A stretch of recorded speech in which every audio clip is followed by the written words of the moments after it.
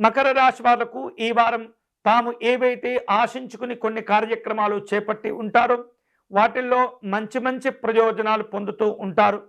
తలపెట్టినటువంటి అన్ని రకాల కార్యక్రమాలు కూడా దిగ్విజయంగా పూర్తి చేసుకోగలుగుతారు.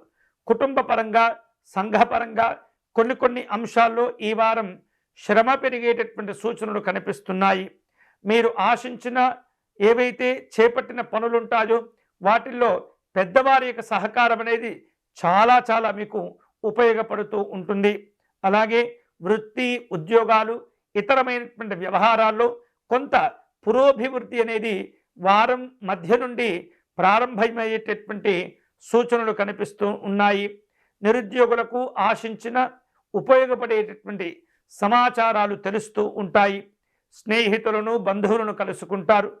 కుటుంబపరమైనటువంటి కార్యక్రమాల్లో పాల్గొంటూ ఉంటారు.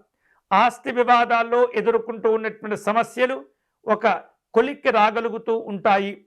ఆదాయ ప్రయత్నాలు అన్నీ కూడా చాలా వరకు అవి మీకు సానుకూలమయ్యే అవకాశాలు ఉన్నాయి. ఇతరుల యొక్క విషయాల్లో ఏమాత్రం కూడా మీరు జోక్యం చేసుకోకూడదు.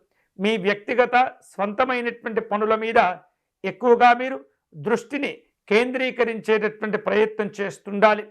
వ్యాపారాలు కలిసి వస్తుంటాయి. మీరు ఎదురు చూస్తున్న కొన్ని శుభవార్తలు కూడా అందుకుంటూ ఉంటారు. విద్యార్థులు కష్టపడాలి, మంచి ప్రయోజనాలు సాధించుకోవాలి.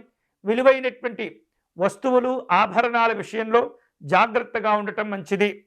మకర రాశి వారు ఈ వారం శుభకరమైనటువంటి ఫలితాలు పొందే క్రమంలో పార్వతీ అమ్మవారిని పూజించటం మంచిది.